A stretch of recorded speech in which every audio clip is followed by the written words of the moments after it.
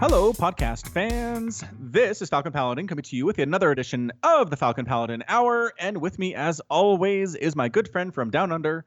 It is Wade. How are things today, Mr. Wade? Things are going great. Excellent. I assume you had a fulfilling and professionally wonderful day at work. Yes. Yes, I did. I got out of there on time. That was nice, because out of the last 5 days, I worked 3 10 or 11-hour shifts. Oh, and you're getting overtime pay, right? Yes, this time I am. Excellent. They asked me for it this time. I'm glad to hear of that, because your union would have stepped in and really smacked him down if not. Well, they would have tried. I don't know what would have actually happened. Like, the union union can try, and the show of support will be nice. I actually got a text from them today. They want me to sign a petition, otherwise they're going to be stores are going to try and open Boxing Day. Not acceptable. Boxing Day is sacred. It is sacred, Falcon. I mean, we don't celebrate it here, but I'm sure it's very sacred. Do you go to work on the 26th of December? Absolutely not. Well, then you practically celebrate it. Yep. I mean, like in the white-collar office world, it's basically, at least the places I've worked, that week between Christmas and New Year's is just like, nope, no one's doing anything. We plan on absolutely no work being done.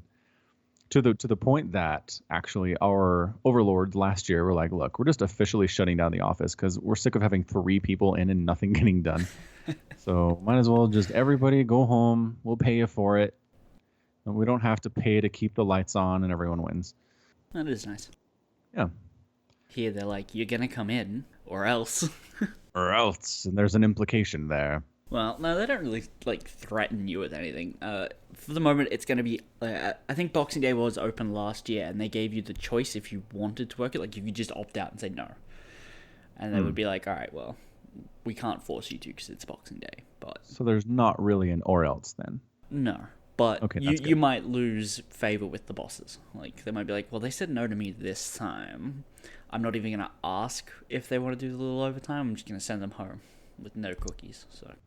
That's a good point. Or next time they're up for a promotion, I'll remember this day. Yeah. That stuff. Internal politicking. Yeah. Yeah. So they can't expressly punish you for it, but there are ways. There are ways they can do it. Yeah. So yes, that's a lot of hours, but I guess the extra pay is... Would you say it's worth it? Yeah, I would. Especially with the hours that I get to do overtime. So one of the days... They asked me to start early, so I started at 10 p.m., right? Mm-hmm. And I went till 8:30. The 2 other days, I went till 10:30 in the day. I'm still avoiding the rush hours of work. Like, the biggest time slots are 11 till 4, I think. And as long as I'm out of the store at that point, I really don't care. Because I don't want to see the customers. I'm just like, no. Yeah, I'm with you there. The years I worked retail, if you could work the hours when it was slow, it wasn't too bad. It was kind of quiet. It was nice. You can have some downtime. But yeah, if you're working when it's slammed, I mean, that's just mind melting. Yeah, because from 10:30 till 7:30, the store's shut, and some of that time I'm practically in there by myself. So it's like, all right, throw on a podcast and let's get this done. Yay. Good. Yeah, I remember days when I used to work for Apple when it would just be nonstop from the time I get in. So I'd get in at 10 o'clock, retail times. And then my lunch would be scheduled for 2, but then it'd be so nuts I wouldn't be able to take my lunch until 3 or 4. Ugh.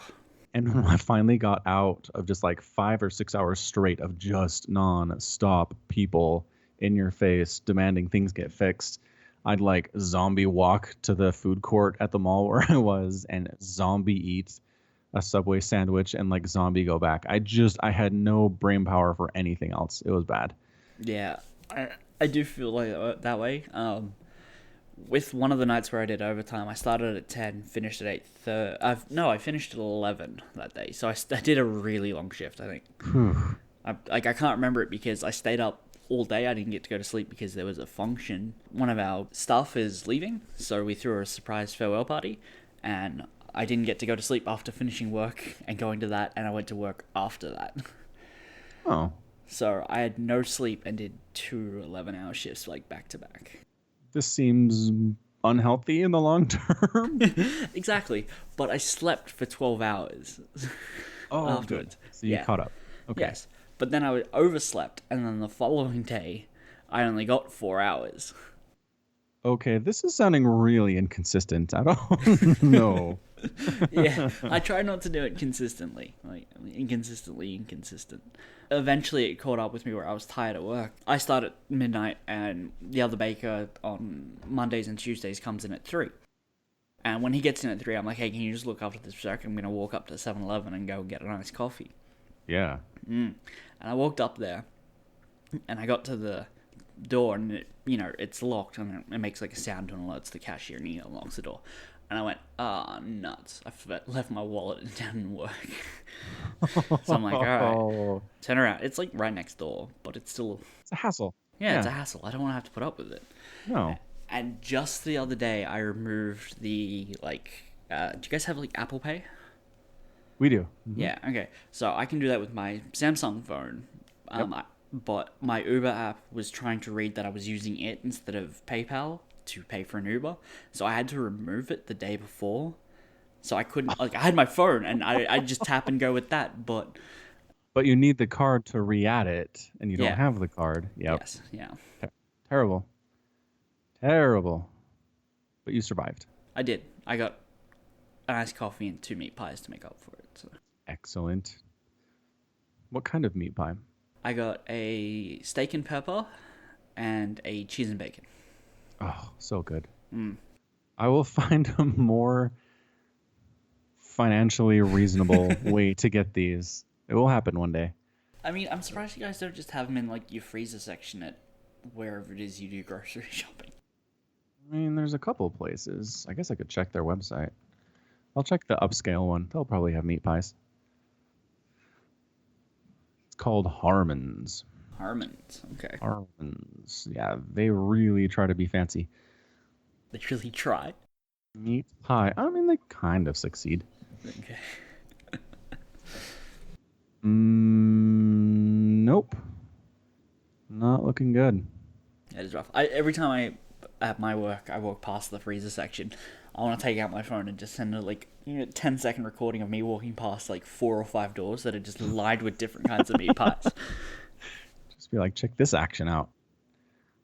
Look what we can do. 15 different varieties, 19 different brands, that sort of thing. Oh, that sounds so good. I need this. I got to figure this out.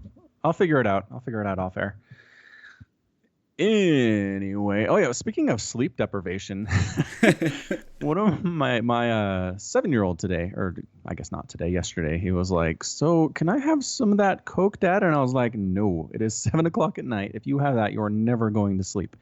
It's your bedtime right now. And he's like, oh, so caffeine makes it so you don't have to sleep? And I was like, well, it makes you feel less tired. And he's like, so if I just had caffeine, I wouldn't ever have to sleep again?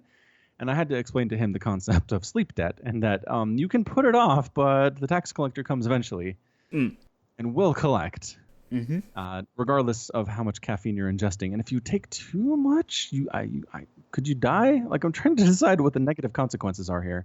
You can die from having caffeine, but you need a lot of it. A lot of it. You need... I remember the calculation. I used to know it. It's 100 milligrams per kilo of body mass. Yeah, so it turns out it needs to be 600 Cokes.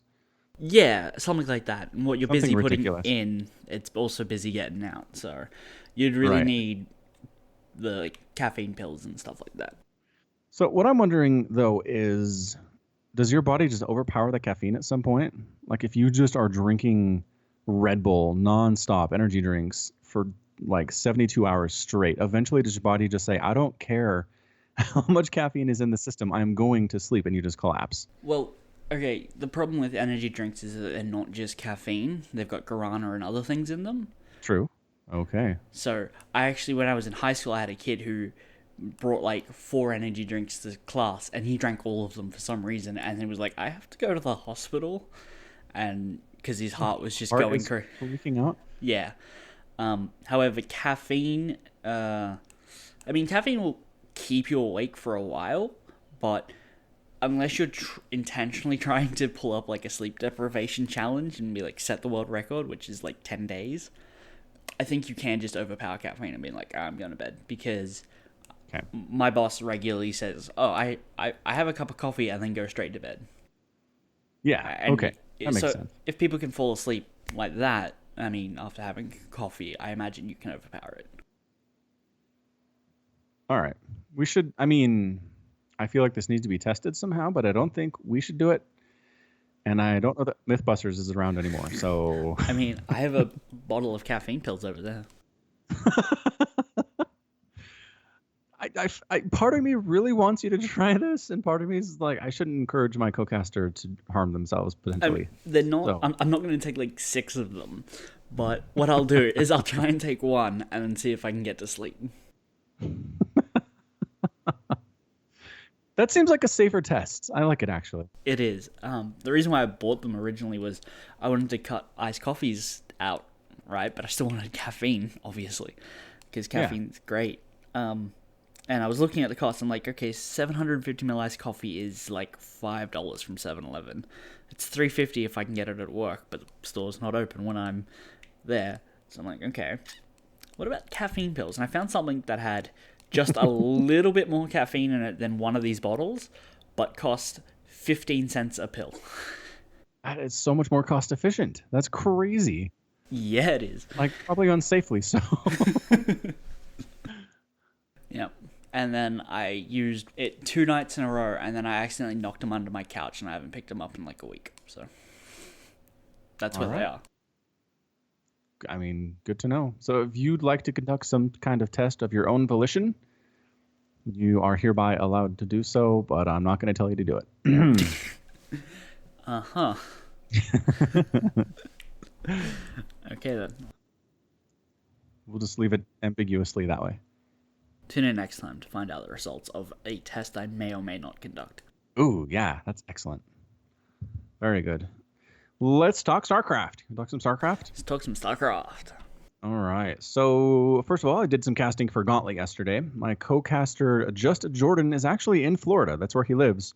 And Hurricane Irma, which you may or may not have heard about depending on where you are in the world, Category 5 hurricane, pretty scarily bearing down upon Florida, like Saturday night and Sunday morning. And we were like, so, Jordan, how are you planning on casting? Because I don't know if you can rely on your internet or your power over the next 12 hours or so. And he's the one that does the streaming, and I just call him on TeamSpeak, and then he does all the stuff on his end. But he was like, you know what? I better not do it. I'm just really worried that I'm going to lose connection or power or both at some point in the middle of the cast. So I was like, all right. So we cast around. We looked for somebody else to co-cast with me, and Sure Should I stepped up. That guy is great. He was very fun to cast with. And but I was the one who had to do the streaming. And so decided to do this, an hour before we're supposed to go live. Don't worry about it. And I had done some streaming previously. If you follow me on Twitch, you were like, oh, yeah, I remember when Falcon used to stream 2 years ago. And so I had a really old version of OBS, which I call OBS hilariously. And so that was not going to work for what I needed to do. And I had to get that all set up, and I had to figure out how come it wasn't recognizing my StarCraft. And it was just like troubleshooting after troubleshooting, but we barely got it on time. Like, they had the matchups all set and ready to go, and people had maps vetoed for that first round before we were able to actually get the stream going. And it worked, and it was great. We were missing some of the no fancy features that Gauntlet usually has, but basically I think it went pretty well. Although I'd have to ask one of the viewers for their opinion since they're unbiased. So, Wade, how do you feel like that went yesterday? I feel like it went pretty well, actually. Good. That's what I felt like, too. So I was very proud. Very proud able to pull something off like that kind of at last minute. And it helped, too. I think it was kind of a shorter tournament. We only had about 12 or 13 players show up. But had some really fun matches. So if you're interested in some StarCraft on your Sunday evening, 6 o'clock Eastern time, twitch.tv/GauntletSC2, come say hi. And you might even meet some famous people like that Falcon Paladin guy and Somicron. Yeah, or that time Tempo showed up in the chat. Yeah. Doesn't Snoot come play sometimes? Yeah, he's played before, but he hasn't been there for a while, unfortunately. I think he had a thing going on this day. He may very well have. Yeah, Something about dreams or something. So, something about Canada. Yeah, Canada. Uh, mm, Quebec? I'm not sure. I'm a bit fuzzy. Alberta. Alberta. That was it. It was Ontario. That's the one. Yes. I'm quickly running out of Canadian cities. Edmonton. Vancouver. I know a lot of Canadian cities. Cardston. Paris, Canada. Like, there is a Paris, Canada.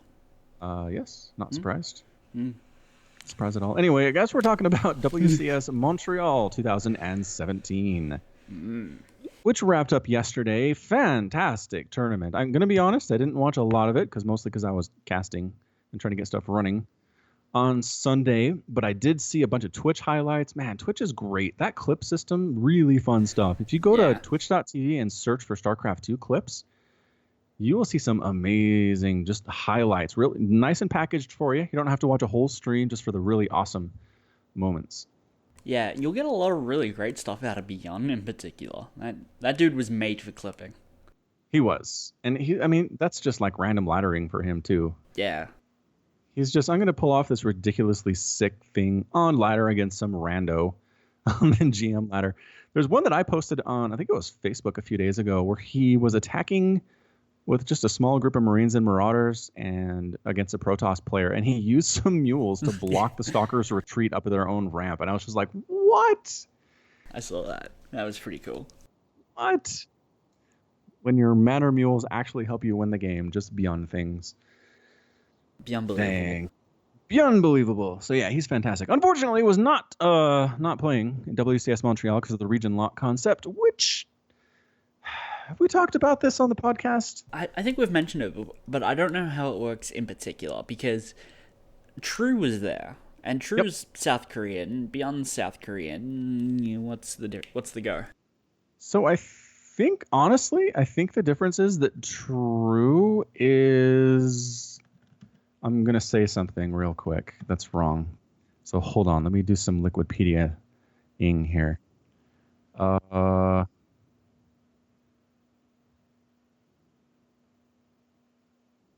know what? I don't know.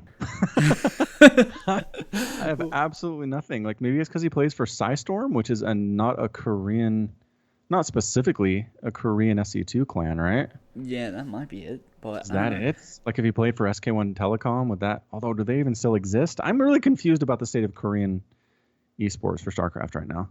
Yeah, me too. I'm not entirely sure. Maybe somebody can explain it to us. If they email me at falconpaladin@gmail.com with the subject of podcast thoughts, always like to get some feedback on that stuff. Yeah. So anyway, no Beyond, but true. I mean, we're talking Neeb, Hearthstone, Scarlet, True, Cham, Nurchio, Serral, Liquid Mana showed up to the round of 16. Yeah, Kelazur's in there. Showtime has Snoot, Elaser, Massa. Like, that is a ridiculous round of 16. It could have been a little bit better, but Bly didn't get his visa approved on time. Couldn't make it. Yeah, I saw that. Dang it, Bly. I like Bly. He's solid. Yeah, he's really fun to watch. So, and as usual, it's kind of Zerg heavy towards the quarterfinals and through the finals, but you reckon? Did not end up with a ZVZ final, so that's good news. That's because they had Neeb, right? Turns out if Neeb goes to a WCS event, Neeb's likely to win it. He's like the great Protoss hope these days. Yeah, and I mean there was one Terran representation in the quarterfinals. I mean Terrans are struggling, and then Blizzard's like, let's nerf Widow Mines. And it makes Terrans very sad to hear that kind of a thing. So, I mean, I don't know. They say they balance the game for this particular setup for the highest level of professional play. They don't care about us goldies and diamonds. If we think something's unbalanced, so what? Deal with it.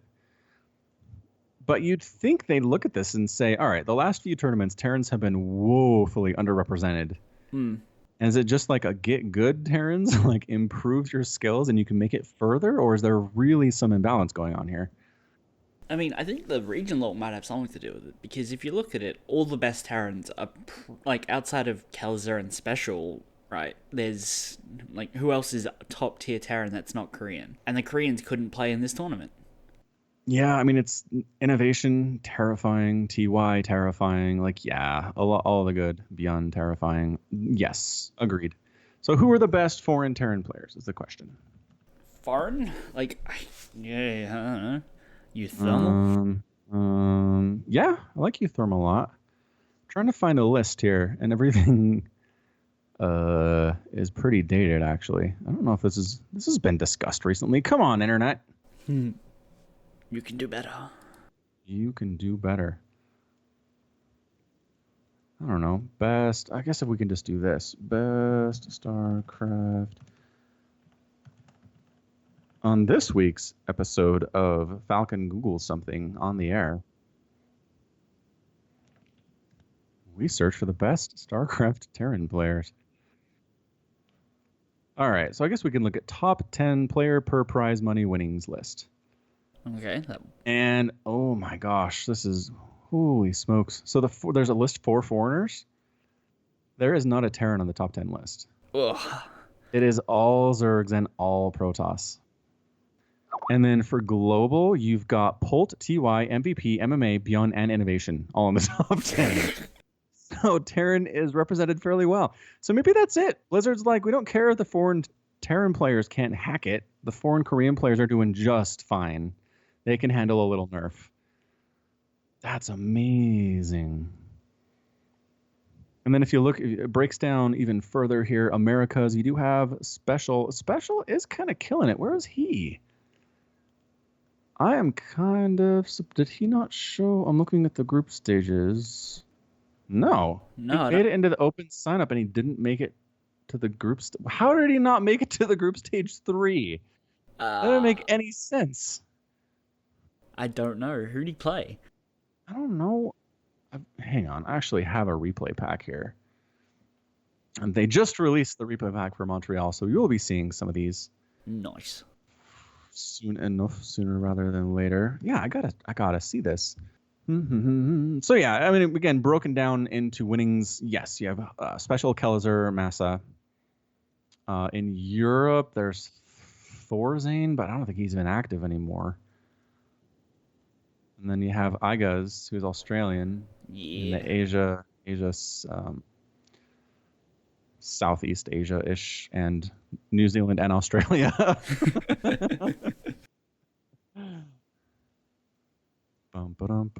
So yeah, I think that's got to be it. Honestly, it's just got to be the foreign Terran players are like, we got this. Don't worry about us. And Blizz is like, okay. Alrighty then. All right, so let's make a new folder for WCS Montreal. So anyway, the lesson is that Neeb is ridiculously good at StarCraft, especially if there's a region lock in place.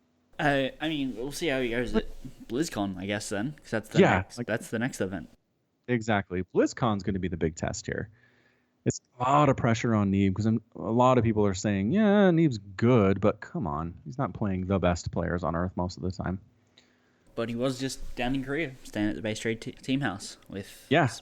I think Special and Scarlet live there, kind of semi-permanently. All right, so back just real quick. Special played Zanster, DNS, Revolution, Pokebunny, and Laluigi. And I can't tell who won based on the replays, unfortunately, but... 2-0'd Laluigi, and he 2-0'd Pokebunny. Okay. So he must have lost to Zanster or DNS? Maybe.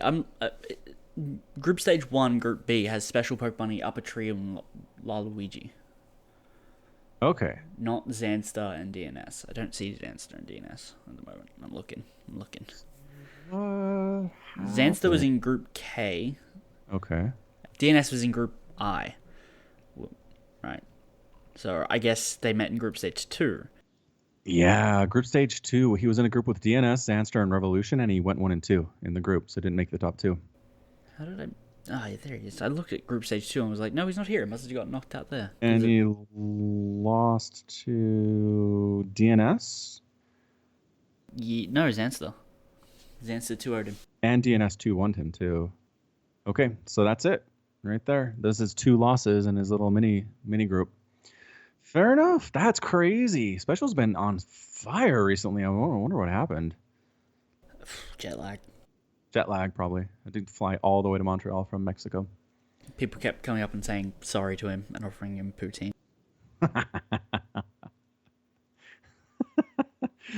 Oh, poutine. Is it any good? It's fine. I don't think it's incredible, but maybe I haven't had it right. I've just had American poutine, Yeah, and so I'm sure it's a pale imitation of what you can actually get in Canada. probably. Yeah, we should have a Canadian weigh in on that. Anyway, so yes, WCS Montreal was great. Some really great series. Laser Snoot went 5 games. Really fantastic there. Snoot in general just played amazing, making it all the way to the final. Spoiler alert there. Kellis or Showtime are really good PVT. The only PVT of the... No, their knee played Soul. That was another PVT in the round of 16, but good series there too. So yeah, check out the StarCraft Twitch channel for live high-level StarCraft stuff. Further to point to how good Neeb is, I mean, he dropped one map after round of 16, like in the round of 5, the quarterfinals. Best of 5. Scarlet took 1 off him and he 3-0'd or 4'd everybody else. Yeah, 3-0 Soul, 3-1 Scarlet, 3-0 True, and then 4-0 Snoot. That is pretty darn impressive. Yeah. Again, considering how well represented Zergs are, for him to basically wreck 3 straight incredible Zergs, that's... Neeb is good at this game. He is good at StarCraft. Yep. And he's American. Dun, dun, dun, dun. Give it up for America. Yes. Yeah. So I don't know. America's a nice place. You should come visit. I mean, it's... The other thing is just, like, places are big. Like, Australia is a big place. To say Australia is anything, I just feel like is going to be inaccurate. And so kind of the same thing for the United States. Like, there are so many diverse places. I mean, just culturally, geographically, weather-wise, what jobs are available in these places. Do people, what do they drive? Do they take public transportation? What sports do they like? I mean, it's pretty divided across various particular lines here. I don't think anyone's going to be able to argue that point. No, I'm not going to try. I appreciate that. So, yeah, are there people in the United States of America who are blithering morons? Absolutely. Is the percentage of blithering morons higher than the average for countries in the world? I don't know. It's an excellent question. Are the perceived percentage of blithering morons higher? I would say yes. Higher than average? Yeah, but just the perceived. Yeah, I mean, that's it. Americans are fat and stupid. French people all smoke and have affairs. Australians carry around big knives and fight with kangaroos in their driveways. It's true. Right? Is that a sound of your knife? See? Sometimes they're true. But yeah, I mean, it's because it's... Okay, here's the Falcon Paladin theory on this.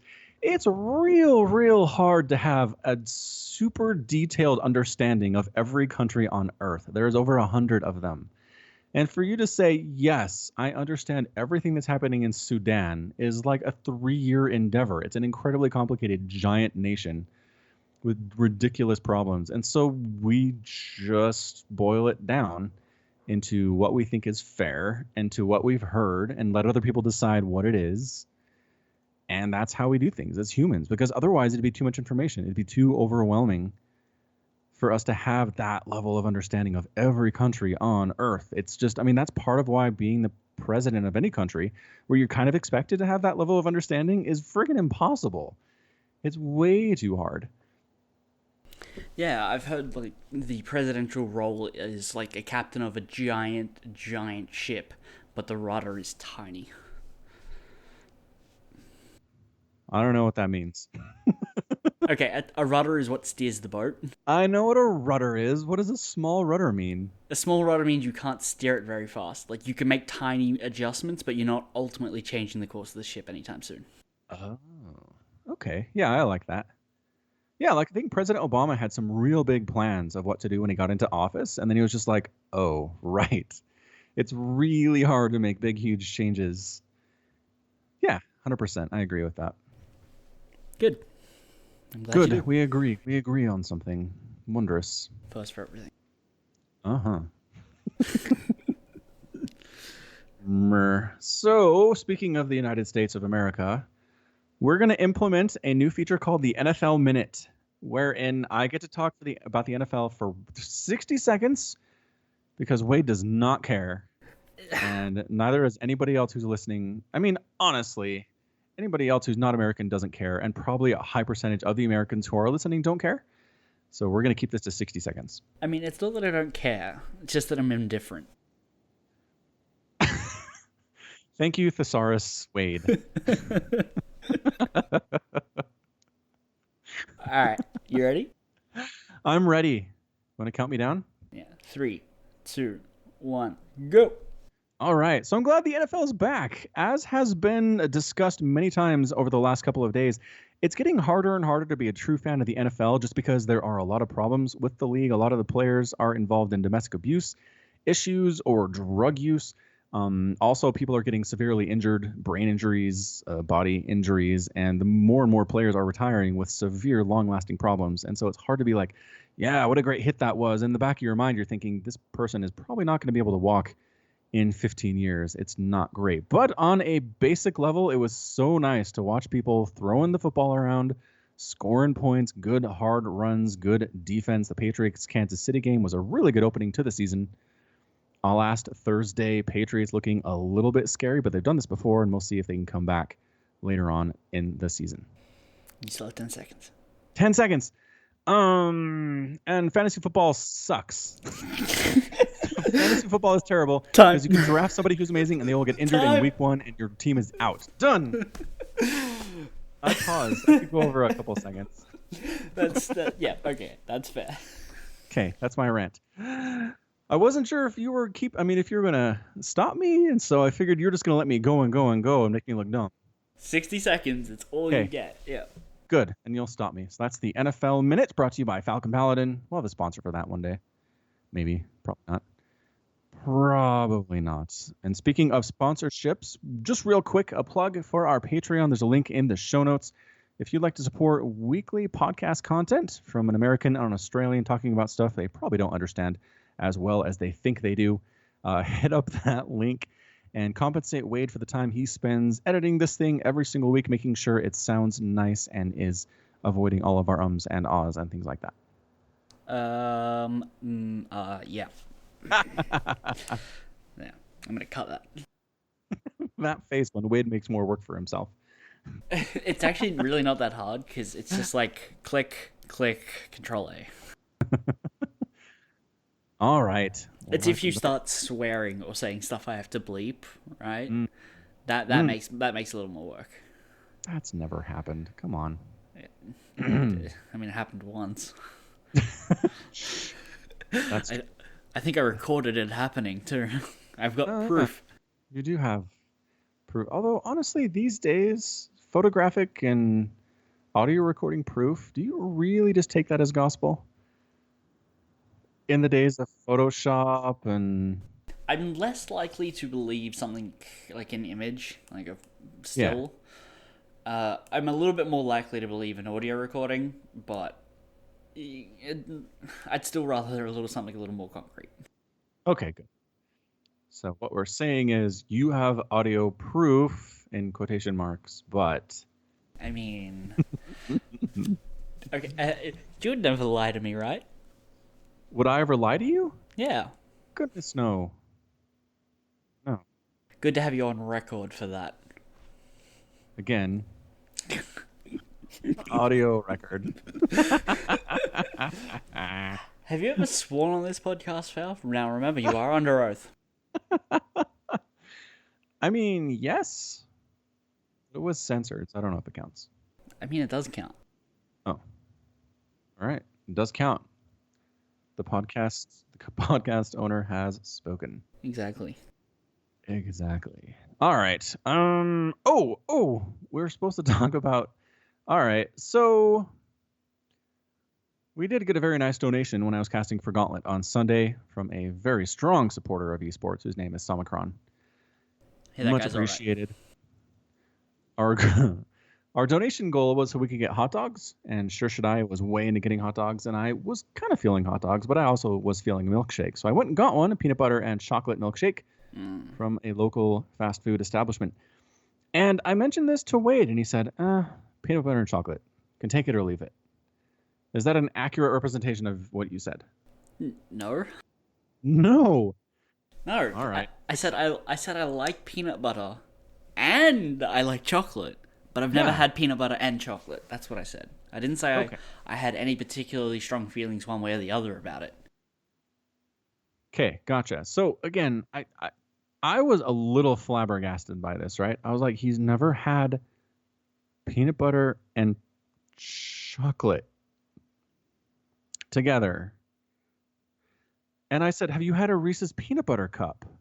And Wade said, I've never had a Reese's peanut butter cup. I've seen one on the shelf, but they look a little old, so I passed them by. Yeah, that and it's an American import candy chocolate kind of thing. Yeah, so it slow boated it. It's way there. How it got here is really not my concern. I've had American chocolate before, and it's not good. Oh, it's the bias against American chocolate. Yes. What is the name? I'm trying to remember the name of the chocolate. Hershey's? Yeah, Hershey's. That's it. Brilliant. Yeah. Thank you. Yeah. Yep. Their chocolate is terrible. Yep, it is. It's awful. It is, but this isn't Hershey's. I know, but I don't trust anything then. Okay, so now we have homework. Damn it! You're forcing me to go out and eat chocolate. Ugh. It's a peanut butter and chocolate combination. That sounds ridiculous. Why would that even be good? Are you serious right now? Like, that's the thing. Even if you've never had it before, to just be like, I don't know. I mean, it doesn't sound that. Peanut butter is amazing. Chocolate is amazing. It's not like I'm asking you to put strawberries on sardines. Like, that doesn't make any sense at all. But peanut butter and chocolate is a match made in confectionery heaven. Is it crunchy peanut butter or smooth? I mean, it's smooth. I prefer crunchy. Dang it, Wade, just try it. I will. Okay, so here's the thing. I'm not going to tell you it's the greatest thing of all time, because it's not. Reese's peanut butter cups are okay. They're better than Hershey's candy bars. All right. They're not as good as like Cadbury's or some other amazing stuff I've had, but they are fine. I was already planning on going out and getting some before we even started the podcast. Like, before we hit record, I was already like, I should at least go try these. Okay, good. Excellent. Right. You don't have to try and sell me on peanut butter cups. Okay, good. Excellent. All right, so got some homework. Chocolate and peanut butter. I'm kind of surprised there's not like an ice cream place. Does hang on, I can do this. Cold Rock. Yes. Does Cold Rock, I still can't believe that exists. Does Cold Rock have like a chocolate peanut butter specialty they do? I mean, they might. Because, I mean, Cold Stone here, you can do whatever you want, but they'd also have like a special creation. You know what I mean? Let's have a look. If I want to find out what kind of ice cream they have, I need to go to Cold Rock. That's interesting. If they don't have it. Hang on, I'm going to pull it up. What the? Coldrock.com.au is categorized as a phishing website according to Google. From where I am, anyway. Okay. What is happening? So that was just coldrockoneword.com.au, yeah? Yeah, that's legit, right? No, that takes me to Cold Rock, like the proper one. Yeah. I don't know what's going on. Did you spell it right? I clicked on it. I searched Cold Rock Australia, and it says coldrock.com.au, and my browser is freaking out. Okay, then. I don't know. Well, then I'll pull up Cold Stone, and I'll show you what I'm talking about. Yeah, they call them Signature Creations. And one of them, like the first one, is this peanut butter chocolate thing with vanilla ice cream. So, again, it's just kind of a staple with desserts, and I'm really surprised it's not a thing. I mean, I think I've seen peanut butter flavored ice cream before, like in other places. Yeah, but again, peanut butter versus peanut butter chocolate. There's one here called The Pie Who Loved Me. I don't know why I like that so much. Because it's a dad joke, and you're like, look, there's okay of the ones on this list, there are at least two that are just straight up peanut butter and chocolate. Peanut butter cup perfections. Yeah, and And Founder's favorite, top left, yeah, I see it. and I don't know if Mud Pie has peanut butter. I don't think it does. So just the two, but still. Oh man, now I want a Cold Stone. Dang it! Why did we come here? Close the window. Close the window. Kill it with fire. Kill it with fire. Man, I'm half tempted to go and get my bowl of ice cream now. I've got some in the fridge. Well, freezer. Yes, do that. Be doing that. All right, so got that homework set up. Excellent news. Excellent news. So I figured since today is 9/11 in the United States when we're podcasting this, it's actually 9/12 in Australia, but we will ignore that. I figured maybe we could talk about it a little bit. I am kind of curious to get someone who's not American and their opinion about the whole thing and possibly what you remember from it. Because you are, how old are you again? You don't remember? No, I don't know when your birthday is either. I'm 23. 23. Oh boy. So you don't remember, do you? I remember the day. Okay. No, I remember parts of the day. Let's be real. So what do you remember? I remember going home from school. I don't know if it was early, but it might have been. I remember going home from school and my usual cartoons on the TV were just replaced with news, and I didn't understand why. Yeah, that's annoying as a kid. Yeah, but I mean that's basically my entire memory of it. Okay. I remember some That was- teachers being like visibly upset at school. Mhm. Like, I was pretty young. I was still in primary school, so Yeah. yeah. But other than that, I really don't remember what was going on at the time. So it was something that was upsetting to the adults, even though it was really far away. No, yeah. Okay. Fair enough. So I think I was 18, just about to turn 19. And I was living with my parents. I was working a call center job for DirecTV, actually, major satellite provider here. And I didn't have to be at work until 11 o'clock. And so I was asleep, just sleeping in. And my mom had gone to the grocery store that morning and she called the house. And I was like, who is calling at 8:30 in the morning on a Tuesday? Who is this? And my mom, and she's like, turn on the TV. And I was like, I was so tired, so sleepy. I was like, okay, fine. So I turned it on, and yep, there's World Trade Center Building 1 on fire, smoking like crazy. And that woke me right up. And me, like pretty much everybody else in the world at that point, initially thought that it was just an accident, that some commuter plane had flown into the World Trade Center. It was a foggy condition, or perhaps they were reading their instruments wrong or not paying very much attention. I mean, it was weird, right, to just fly directly into a building, but it's happened before. I think there was actually an example earlier in the 90s where someone had flown like a single prop, really tiny airplane into the World Trade Center. And obviously it didn't cause much damage because it was tiny, but so it was like an accident. And so I'm watching, and every channel has this, and just freaking out. And then like on live TV, the second plane hits, boof, just live. And it's like at that moment, it's like, okay, this is no longer an accident. This is an act of terrorism in some way. Someone's doing this. I mean, there's no way this happened twice in 25 minutes and it was a total accident. So from that point on, it was news overload. All the TVs at the DirecTV center I worked at had just the news constantly running throughout the day. Did go into work that day and then just watch news at home. I mean, I think I was glued to a TV set for the next like 3 or 4 days, just straight up. So yeah, I mean, just a huge act of terrorism on United States territory. Obviously, led to many decisions as to United States, how we would interact with the Middle East over the next forever, basically. And so, just on an international relations note, I mean, that was a huge moment for a lot of people. So yeah, just real sad. On Reddit today and the last couple days, people have been posting different videos that they found, and I thought I'd seen pretty much all of them, but it turns out there have been a couple new ones. Some guy who had a really nice apartment like 2 blocks from the World Trade Center and right on top of the financial district in New York City. I don't know what he did for a living, but that rent was probably about $4,000 a month. But he actually had a VHS recorder, and he just basically vlogged it. Like YouTube didn't exist yet, but he vlogged it. It talked to the camera, showed you what was going on. He recorded the collapse of Tower Number 1.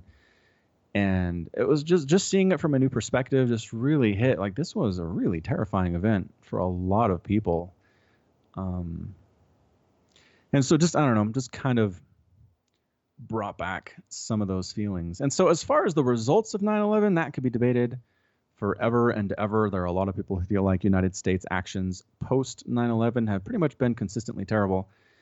All the way through today. And so it's a very divisive topic, but as far as just the sheer loss of life and the sheer damage that was done, I think it's something that I'll probably always remember where I was when I figured out what was going on.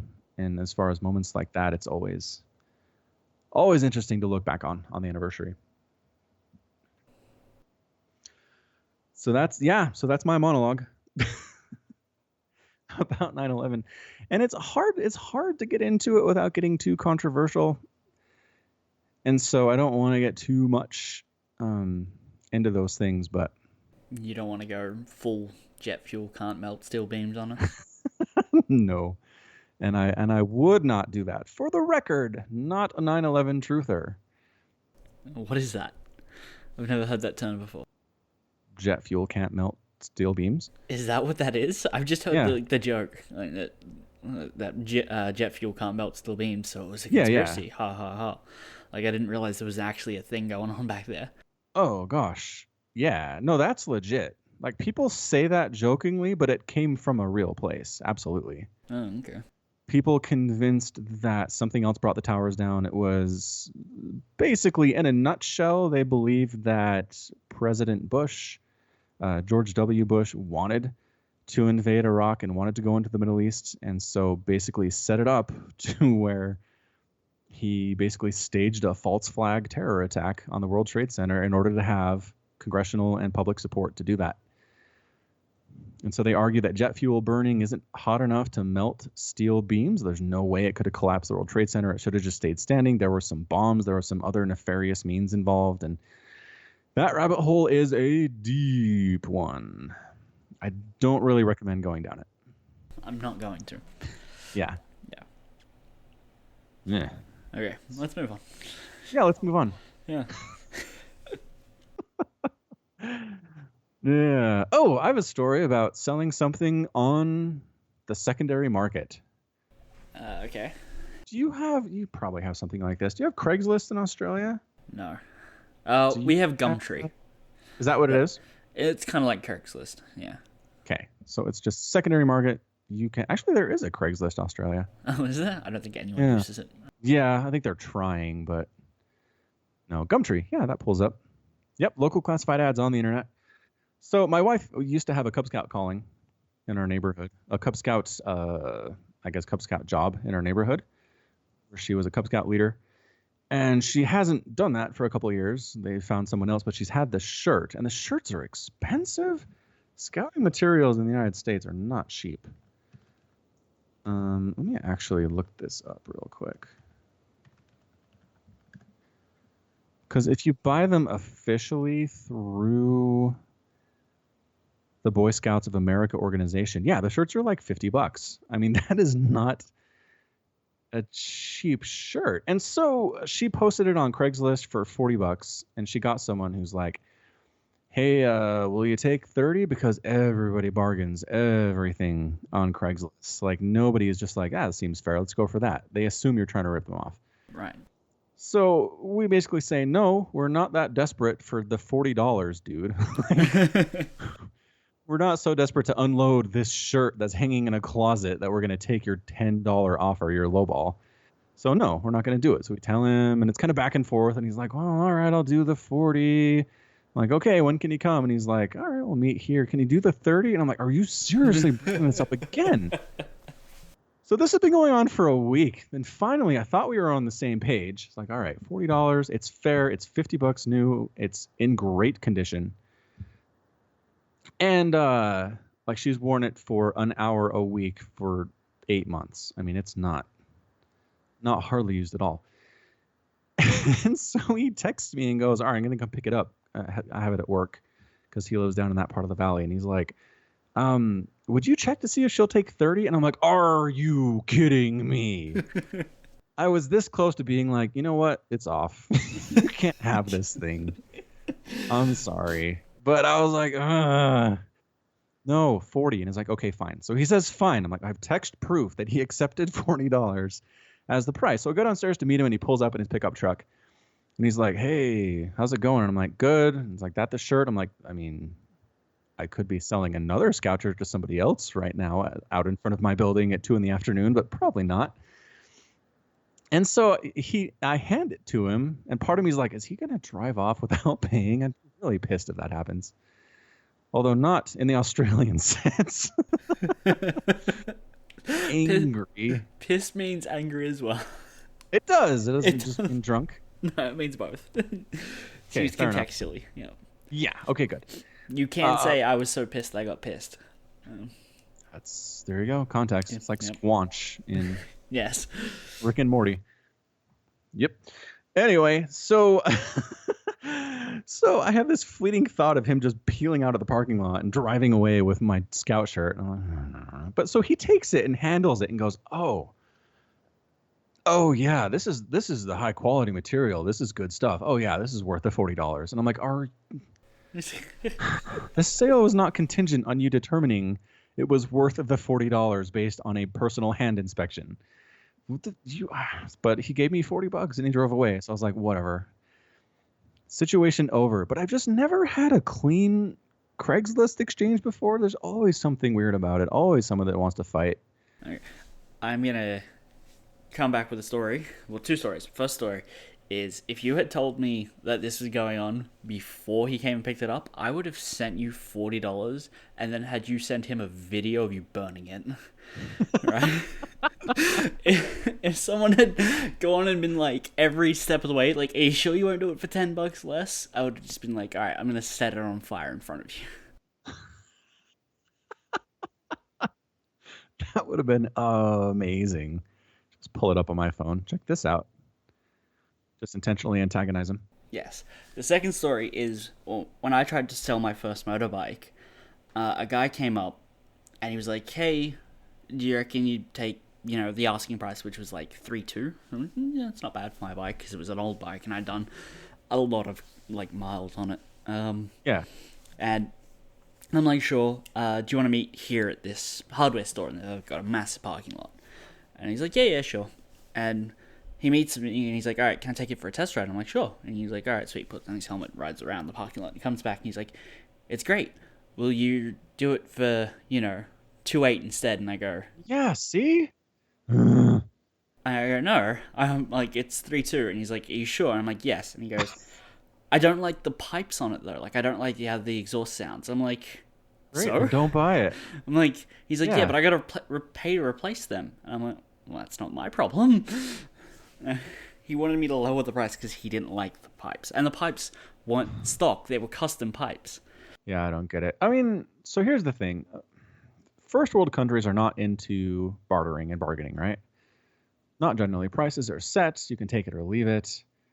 When I lived in Madagascar for a couple of years, everything was barter. So I got really used to the concept of just trying to be ripped off by these people and then having to fight to get a fair price because that's how it's done. Everybody experiences that. So I think there's kind of an innate desire, like an innate, like genetic thing in all humans to fight for a good price on something because you give them the opportunity to do it and everybody does it. You give them a chance and it's like, you know what? I'm going to try to come at them with 20% lower than they ask. And then it turns into a whole big thing. Well, here's the thing. I've never done that. I've never once tried to barter with someone. Okay. So maybe not everyone. The other day when I walked up to 7-Eleven, like this is a different day, in the work, there was a guy standing out the front and he goes, "Oh, do you have $1?" And I go, "No." And he's like, "Do you have 50 cents?" And I go, "No." He was trying to barter me down. And I go, "How much do you have?" And I go, "I have $2 in coins." And he's like, "Can I have it?" And I'm like, "What do you need it for?" And he's like, I want to buy a lighter so I can have this cigarette." And I go, "All right, fine." $2 a lighter. I mean, who knows what he was actually going to send the money out? I don't know how much lighters cost. Okay, fair enough. I'm pretty sure $2. I mean, at least in the United States, $2 for a lighter is actually like a mid-level nice lighter. No, okay. Yes. Like if you're going for the cheapo stuff, you can get it for $1 or less. I mean, that's probably the price. I don't have a lighter, so. Right. I don't either. I don't know. I get bored in checkout lines sometimes. I look at the stuff. Well, okay, fair enough. And I store that information away for times when I'm in a podcast and I need it, and it comes back. Kit Kats were $1 at Woolworths today at the checkouts. There you go. See, isn't this random trivia fun, people? Yes, that's why people tune in, is for the random trivia. Do you want to give us a subscriber count update? Oh, I can. Give me a minute. Excellent. I'm so glad I have a really high performance PC to handle this internet connection. I can hear it be high performance. Can you? I'm sorry. All right. RSS subscribers for the Falcon Paladin Hour and monthly puts us at 468. And last month was 674. So we're on track to beat last month. Yeah, it's only the 11th. Excellent. Very good. Oh, would it add a lot of work to add an intro song? I mean, no.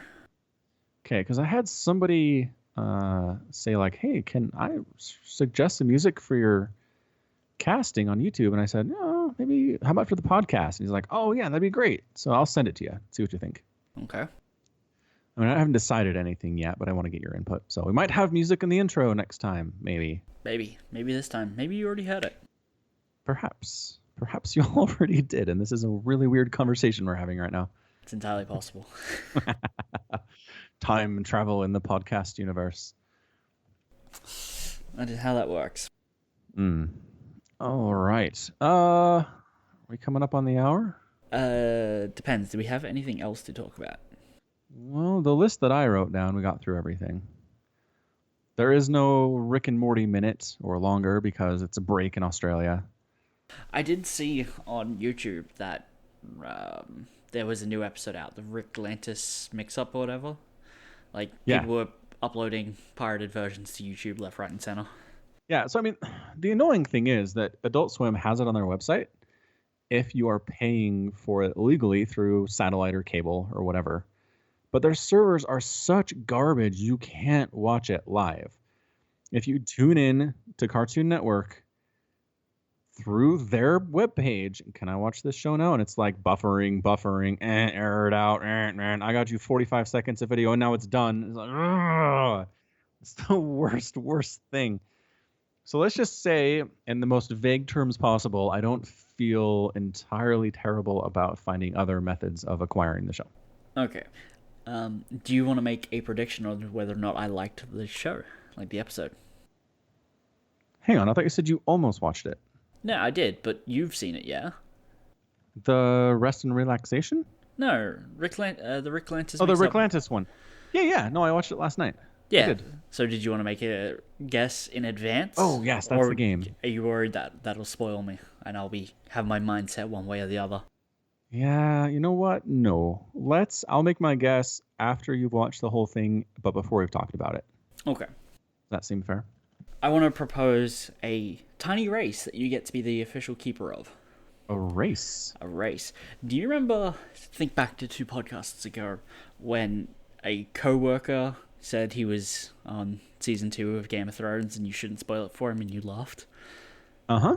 Yeah, I'm going to race that guy and see if I can catch up quicker than he can. Wow. So you have to be the keeper of this. That's a lot. Okay. If you're all right. Again, I binge watched the first 3 seasons and it was a difficult experience. Yeah, well, I'm already on season 2. So. Yeah, okay, so not as bad. Okay, deal. I'll ask him tomorrow how far he is. Yeah, cool. You got to keep me updated. Yep, will do. All right. Sounds good. We'll wrap it up then. Again, thanks to Concordia Recordings for the outro music. Excellent musician and artist. Really enjoy their stuff. Might have to switch it up for a different one from time to time, but people like consistency too, so I don't know. You can find us both on Twitter at ATSomicron and at Falcon Paladin if you'd like to check us out. And again, as always, on Facebook at Falcon Paladin and YouTube at Falcon Paladin. Pretty much if you just Google my name, you'll find everything. And thank you so much for listening. Appreciate the support we get from you. We really, really do. It's good to see the numbers growing.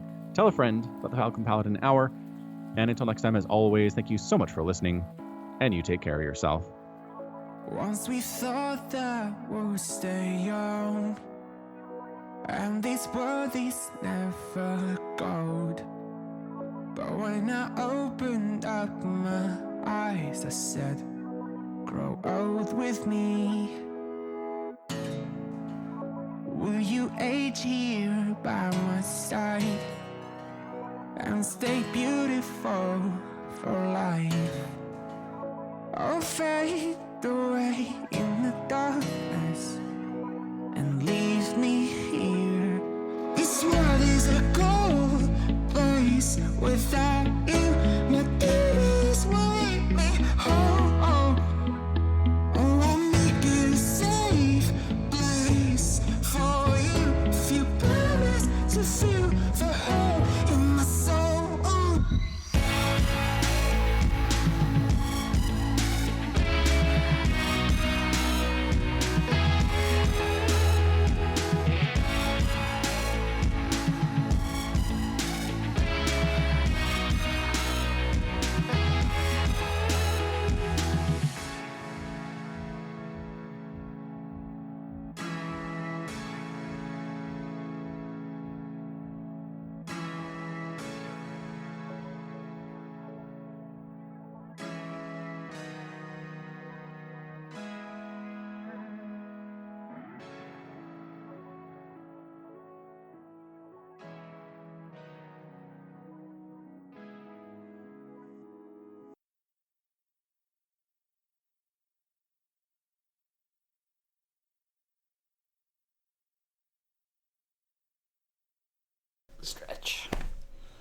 Stretch. Yeah.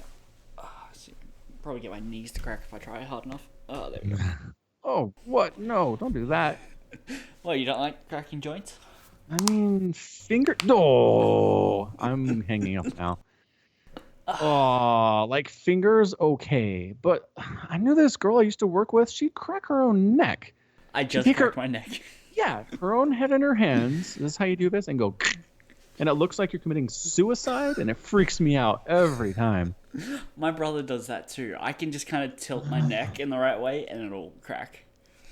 I'm hands free. Okay, good. That's better.